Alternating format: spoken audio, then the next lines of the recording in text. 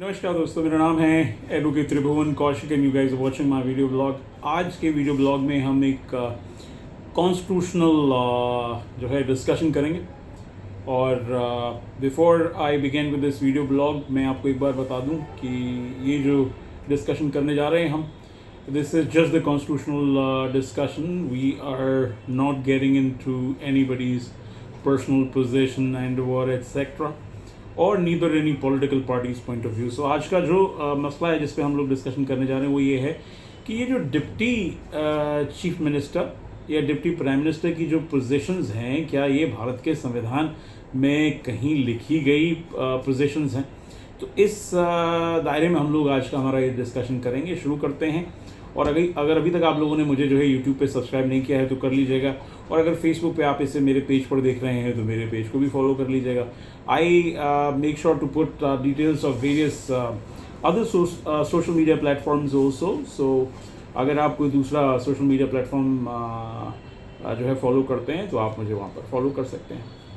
तो आइए सबसे पहले समझते हैं कि ये जो डिप्टी की जो पोजीशन है, यानी कि deputy prime minister versus deputy chief minister, इसकी क्या कॉन्स्टिट्यूशनल बैकिंग है? तो देखिए, इसका सीधा सा जवाब ये है कि अगर आप देखें, भारत में स्वतंत्रता प्राप्ति के बाद से अब तक लगभग 7 डिप्टी प्राइम मिनिस्टर्स रहे हैं और अनगिनत जो है आप जो है देख सकते हैं डिप्टी चीफ मिनिस्टर्स हैं वेरियस स्टेट्स के। और आप अगर देखें कि जहाँ तक भारत के संविधान की अगर हम बात करें तो भारत का संविधान कहीं भी इस बात की पुष्टि नहीं करता है कि ये जो डिप्टी की जो पोजीशन है ये कोई कॉन्स्टिट्यूशनल पोजीशन है। फॉर एग्जाम्पल, अगर आप बात करें भारत के प्रधानमंत्री, भारत के गवर्नर, भारत के राष्ट्रपति and so on and so fourth, जो पद हैं ये सारे कॉन्स्टिट्यूशनल पोजीशंस हैं, यानी कि संवैधानिक पद हैं। उस पद के क्या दायित्व हैं, क्या ड्यूटीज़ हैं एटसेट्रा, ये सब संविधान में जो है लिखा गया है। लेकिन जहाँ तक हम डिप्टी की बात करते हैं तो डिप्टी की जो पोजीशन है ये सिर्फ और सिर्फ एक पॉलिटिकल पोजीशन है।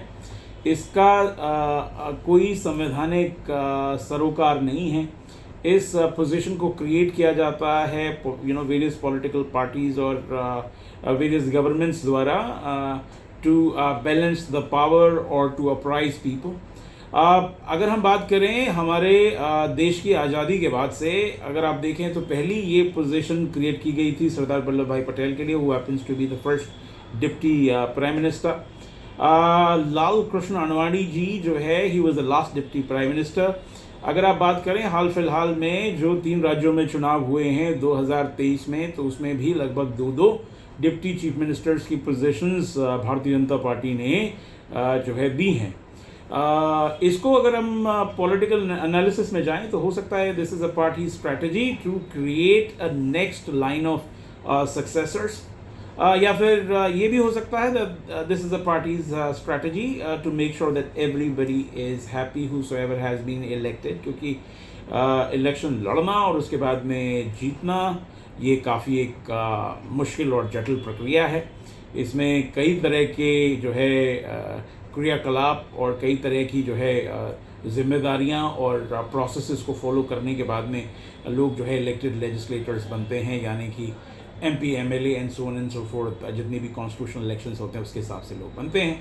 लेकिन जहाँ तक बात है ये डिप्टी की पोजीशन की, इसकी कोई लीगल बैकिंग नहीं है। डिप्टी CM की बात करें तो Bihar was the first state जहाँ पे जो है सिन्हा साहब was the first deputy CM, and then ये एक तरह की ट्रेडिशन सी निकल के आ गई थी। और अभी तो not only one, there are multiple deputy CM's positions are created just to make sure that the cabinet can work in a more effective manner. तो दोस्तों, मैं एक बार फिर से आप लोगों के लिए रीआइट्रेट कर देता हूँ कि ये जो डिप्टी की जो पोजीशन है, यानी कि deputy CM, deputy prime minister, ये कॉन्स्टिट्यूशनल पोजीशन नहीं है, ये सिर्फ और सिर्फ एक पॉलिटिकल जो है पोजीशन है। दोस्तों, इस वीडियो ब्लॉग को देखने के लिए आपका बहुत बहुत धन्यवाद। I am sure you guys might have subscribed to my YouTube channel so far, and if you not do so right now, because there is no price for it, I don't intend to create a joint, etc. This is just to create a,